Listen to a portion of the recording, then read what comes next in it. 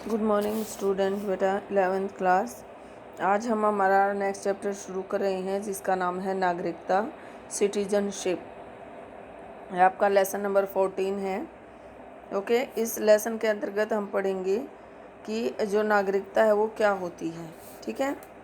नागरिक शब्द अंग्रेज़ी के सिटीजन शब्द का हिंदी रूपांतर है जिसका अर्थ है नगर निवासी। क्या अर्थ है? नगर निवासी।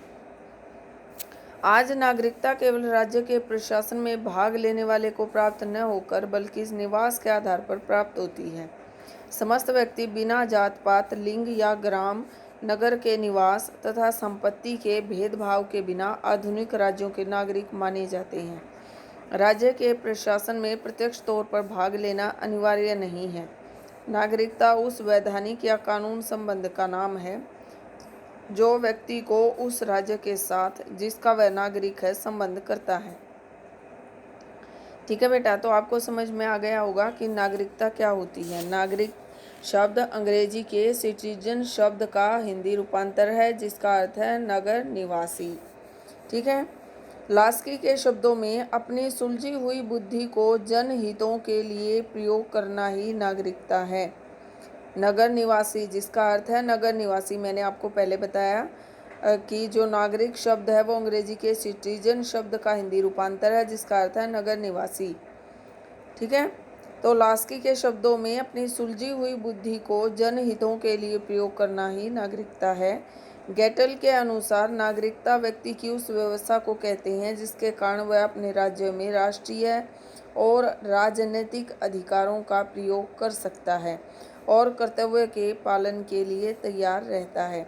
इससे पहले वाले चैप्टर नंबर 13 में अधिकार वाला चैप्टर आपने पढ़ा था, उसमें मैंने बताया था आपकी अधिकारों के साथ साथ आपको कुछ कर्तव्य भी होते हैं जिनका पालन आपको करना होता है। ठीक है। तो उसी तरह से यहाँ पर गेटल के अनुसार कहा गया है कि नागरिकता व्यक्ति की उस व्यवस्था को कहते हैं जिसके कारण वह अपने राज्य में राष्ट्रीय और राजनीतिक अधिकारों का प्रयोग कर सकता है और कर्तव्य के पालन के लिए तैयार रहता है। ठीक है बेटा, अब हम नेक्स्ट करेंगे नागरिक और विदेशी में क्या अंतर होता है। ठीक है। स्थिति के आधार पर नागरिक राज्य का सदस्य होता है। जैसे कि आप हरियाणा में रहते हैं तो आप हरियाणा के सदस्य हैं जिस कारण उसे निश्चित नागरिकता। जैसे आप भारत में रहते हैं, ये तो आपका अलग से स्टेट हो गया। भारत में रहते हैं, जब आप किसी दूसरे देश में जाते हैं तो आपसे पूछा जाता है कि आप कौन हैं, तो आप बताते हैं कि आप भारतीय हैं। ठीक है। तो भारत में लोगों को इकहरी नागरिकता प्राप्त है। नागरिक राज्य का सदस्य होता है जिस कारण उसे निश्चित नागरिकता तथा कुछ अधिकार प्राप्त होते हैं, परंतु विदेशी राज्य का सदस्य नहीं होता।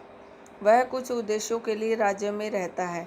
उसका उद्देश्य व्यापार, प्रसार या अपनी सरकार का प्रतिनिधित्व करना हो सकता है। जैसे विदेशी मंत्रालय होते हैं भारत में होते हैं या भारत के विदेशों में होते हैं, तो वहाँ पर जो विदेश का व्यक्ति होता है वहाँ काम करते हैं, तो वो किसी न किसी प्रमुख उद्देश्य के लिए वहाँ गए होते हैं, वो वहाँ के प्रत्यक्ष नागरिक नहीं होते हैं। फिर है राजभक्ति के आधार पर नागरिक को अपने राज्य के प्रति वफादार होना चाहिए, परंतु विदेशी उस राज्य के प्रति वफादारी नहीं दिखाता जहाँ की वह रहता है, बल्कि वह उस राज्य के प्रति वफादार रहता है जहाँ से वह आया है। जैसे भारत और पाकिस्तान है, भारत के राजनयिक जो हैं वो पाकिस्तान में होते हैं और जो पाकिस्तान के राजनयिक होते हैं वो भारत में होते हैं। तो वो लोग भारत के प्रति वफादार नहीं होते, वो पाकिस्तान के प्रति वफादार होते हैं। उसी तरह से पाकिस्तान के अंदर जो भारत के लोग होते हैं वो विदेश मंत्रालय के जो लोग होते हैं वो वहाँ पर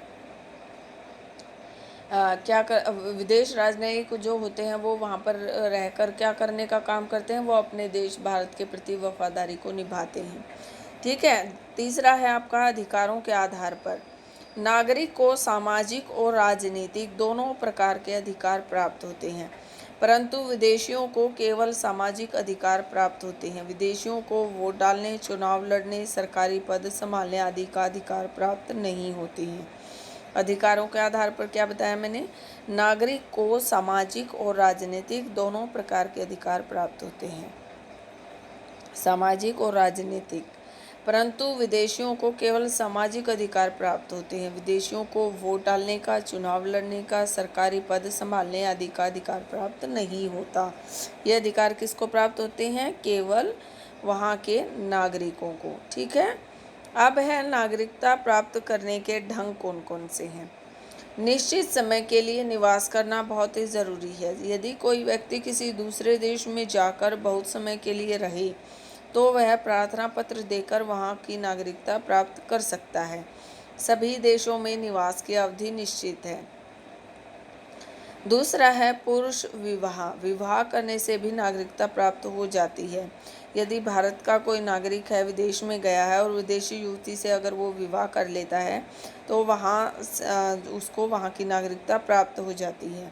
और यदि कोई स्त्री किसी दूसरे देश के नागरिक से विवाह कर लेती है तो उसे अपने पति की नागरिकता प्राप्त हो जाती है।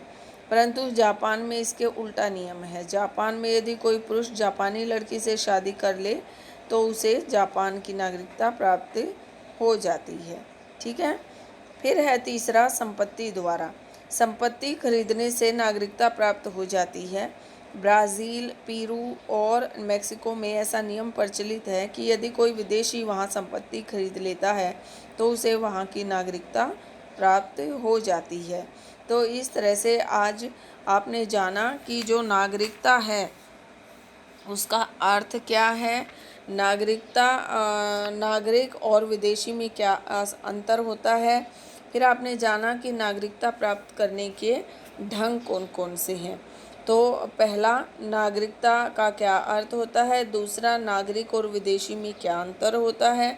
तीसरा, नागरिकता प्राप्त करने के ढंग कौन कौन से हैं, जिसमें मैंने आपको बताया निश्चित समय के लिए निवास करना, पुरुष विवाह कर लेना या संपत्ति के द्वारा आपको वहाँ की नागरिकता मिल जाती है।